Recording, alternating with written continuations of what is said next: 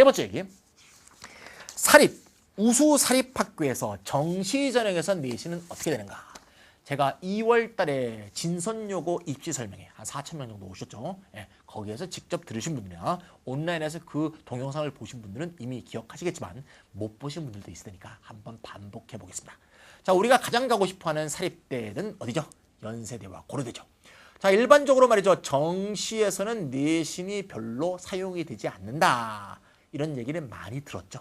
근데 그냥 회자되는 얘기가 그럴 뿐이지 실제로 입시 요강을 보면 사람을 또 헷갈리게 하거든요. 그러면 이제 학생들의 입장에서 야, 이 자식 누구 말이 맞는 거야? 이러면서 고민을 하게 되기 때문에 이 고민을 해결할 필요가 분명히 있을 것 같습니다. 그래서 연대, 고대를 중심으로 보도록 합시다. 연대, 고대가 이러면 이 밑에 모든 사립들은 다 마찬가지입니다. 자, 정시입니다. 정시는 수능으로 그냥 뽑는다라고 생각하시면 돼요. 절대 그렇지가 않습니다. 봅시다. 연세대, 고려대는 정시에서, 정시도 우선과 일반이 있습니다.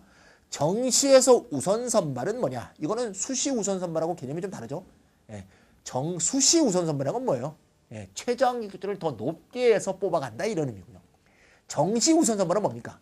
그냥 수능만 갖고 뽑는다 그런 말이죠. 예, 그래서 우선 선발의 의미가 다릅니다. 정시 우선 선발은 다른 거 하나도 안 보고 수능 점수만으로도 정원을 70%나 뽑는데요.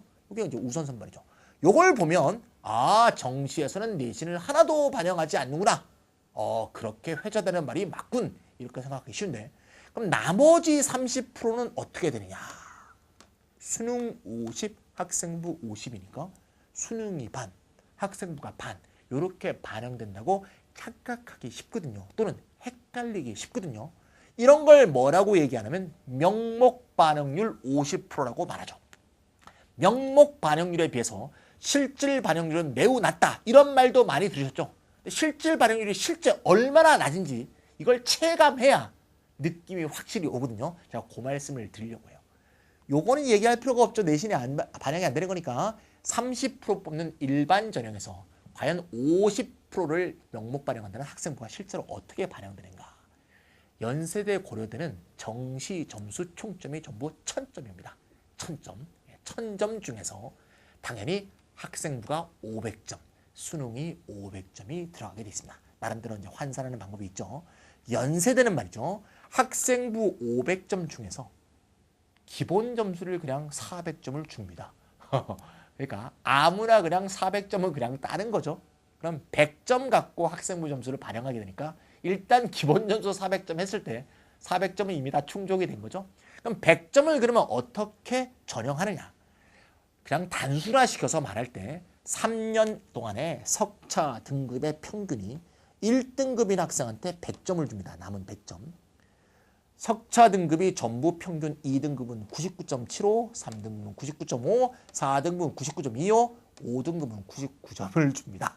쉽게 말해서 전교 한 절반 정도, 전교의 한 400명 중에서 200등 정도를 계속 해온 학생이 전교 1등하고 내신 점수 차가 몇 점 난다고요?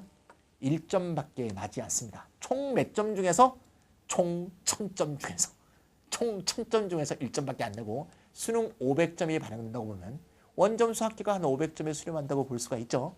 그러니까 실제로 전교 1등이나 전교 200등이나 수능 문제 한 문제 차이도 발생하지 않는다 그 얘기죠. 그리고 일반계고라고 한다면 특목고는 다르겠지만 일반계고라고 할 때 이런 학생이 연대에 지원할 가능성도 없죠. 보통 여기서 놀겠죠. 실제로 차이가 전혀 생기지 않는다. 이런 학생이 지원하는 경우는 뭐 특목고 아니면 전혀 없죠. 예, 이렇게 내신 점수를 촘촘하게 짜갖고 차이를 두지 않는다. 고대는 더 심하죠. 연대는 1점 차이가 나는데 고대는 0.8점 차이밖에 안 나고요. 나머지 점수는 전부 기본 점수로 줍니다. 473점을 전부 기본 점수로 주죠.